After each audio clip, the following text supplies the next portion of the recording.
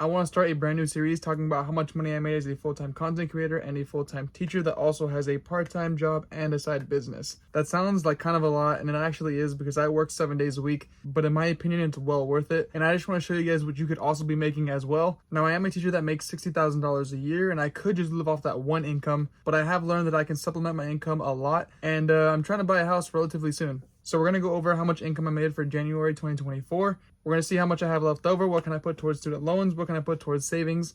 But before we do that, don't forget to subscribe to the channel if you have not already. Leave a like on the video and then tell me if you enjoyed this video because it is a very sensitive topic. I know not everyone likes to talk about how much money they make, but I personally love doing it. Hopping into my good old teaching salary. For those that don't know, I have a master's in physical education. So that means I have quite a few student loans, but that salary was able to land me a job paying me $60,000 a year, or should I say for 10 months, because I only work 10 months out of the year as a teacher, which roughly equates to about $6,000 a month.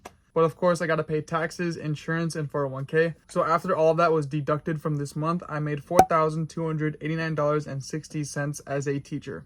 That is full-time work, and crazy enough, this month, that actually only made up 55% of my total income. That's insane to me because back in August of 2023, I decided to make a choice if I'm going to continue to make content or if I'm just going to focus on my jobs. And as I'm about to show you, since focusing on my content from August, it has significantly paid off. Now, hopping into my weekend job. Now, a lot of people are asking about what my weekend job is, especially over on TikTok. But I just want to keep that private right now because I do work in a public setting and I don't want to get recognized, or I don't really want to get bothered at work, should I say. For reference though, I make $19.90 at that weekend job. I work anywhere from 12 to upwards of 20 hours every single weekend. But for the month of January, that made me $1,201.59, which makes up 15% of my income. So doing something as little as getting a weekend job pushed me from making $60,000 a year to now upwards of $70,000 to $75,000 a year.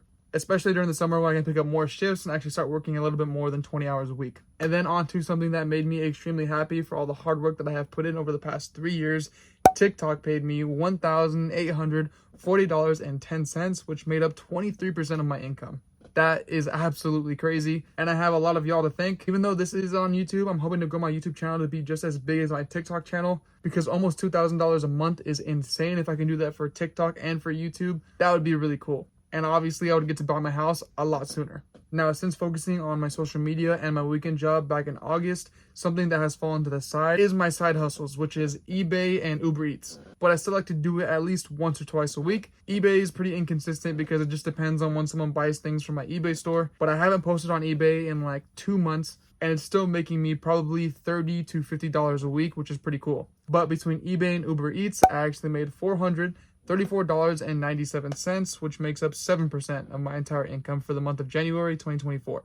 That means I made a total of $7,766.26 for January 2024. That is the most amount of money that I have ever made in 1 month. And again, I have y'all to thank for that. I do have to note though that on TikTok, a huge portion of the money that I did make was from one single video. Similar to this monthly paycheck breakdown, I did a bi-weekly paycheck breakdown. And as of the time of this recording, that video got 1.4 million views, which of that I actually made $1,997.93.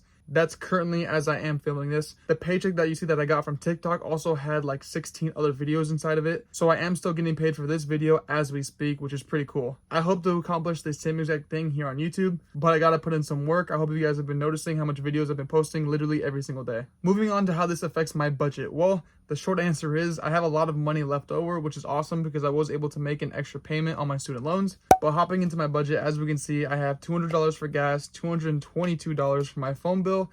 I pay about $300 for groceries, and I invest and save $1,000 each every single month. My internet bill is $45. My fitness bill is $36. That includes my gym membership and my online bike membership. And then rent is $500 flat. That leaves me with a bill of $3,303 that I have to pay every single month. Again, if you just look at my teaching job, it covers actually all of my expenses. But then I would only have an extra $500 to actually throw towards any kind of future investments like buying a house. So that means if we take the $7,766.26 that I made off all of my income, subtract it from what I actually owe in expenses, I get $4,463.26. That's how much I have left over. And like I said, I put $2,000 towards a student loan payment. That left me with $2,463.26. I put the remaining amount of money in my high yield savings account to go towards my house fund. I currently have about $8,000 in there, but a small caveat is that my car is actually breaking down on me slowly. It is burning up oil, and if you don't know, it's not good for your car, but it's okay because I have had that car for 7 years and it has 220,000 miles on it. But the amazing thing is, not only do I have my normal savings account that I take for my expenses, but I also have the savings account for my house down payment. So they're two separate savings accounts. I can actually use the savings from my actual savings to go towards buying my car. By the way, let me know in the comments what car I should buy that's not too expensive but not too cheap, because we actually want to have a good car that's going to last us over 200,000 miles,